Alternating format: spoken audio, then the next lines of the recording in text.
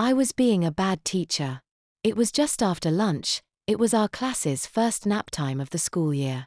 The kids who needed protection were in fresh pull UPS. The blankets and nap mats were distributed. Quiet naptime music was playing just loud enough to be white noise and drown out the sound of passing classes walking around campus.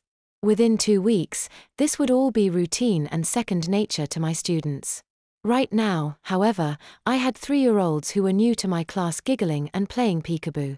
I had returning 4-year-olds, of course, but they weren't even close to back in step with the usual routine, and there's a big difference to just turned 4 and not quite 5. If I was being a good teacher, I'd be politely but firmly coming down on them like a hammer. Maintaining proximity so they knew I was paying attention. Giving gentle reminders that now was a time to rest. That kind of thing. The entire first 2 weeks for students was pretty much all about establishing routines and procedures. Gotta teach them the game before they can play. Gotta teach them the rules before they can follow them. This was regardless of grade level, but it was particularly important for my students who had never been in an academic setting before. Tracy even volunteered to take her lunch in the classroom to help me. More eyes. More hands. An admittedly more intimidating presence. That kind of thing. Standard procedure, really. If I was being a good teacher, I'd be hawk-eyed and almost on patrol until the darlings started lightly snoring. I'd be all business. But I wasn't being a good teacher. I had other business on my mind. Tracy and I were instead in the little passage between my room and Bof's. The door was cracked open so we could hear any of them, and both Tracy and I could see in well enough, but we weren't paying attention to the napping toddlers. "I've been thinking," I said. "About what, boss?" Tracy asked. I chewed my lip for a second. I didn't like bringing this up. It felt like taking an umbrella was inviting rain. "Remember what you told me about on spring break? Car ride over to my in-laws' place? Paintball?" I had to resist the urge to smack my forehead. I was hoping Tracy wouldn't make me say it. Hope was not on my side. "The adoption plan?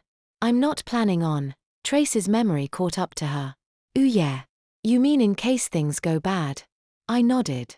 I scratched the spot just beneath my eye. Another little itch popped up on the back of my neck. I scratched it.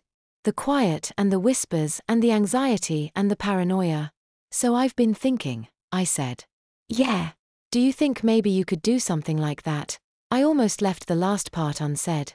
"For me?" Tracy frowned. "Like what do you mean?" "It's just that my throat was already beginning to tighten up. Last year I had more than a couple of close shaves." Aha. I couldn't tell if my assistant was just letting me get my thoughts out or was just having a complete ditz moment and not being able to read me. And the thought occurred to me that if I'm gonna get snatched up by an Amazon, it's gonna most likely be here. Tracy winced. "Yeah. That makes sense. But then the idea occurred to me. If I got snatched here, maybe you could adopt me."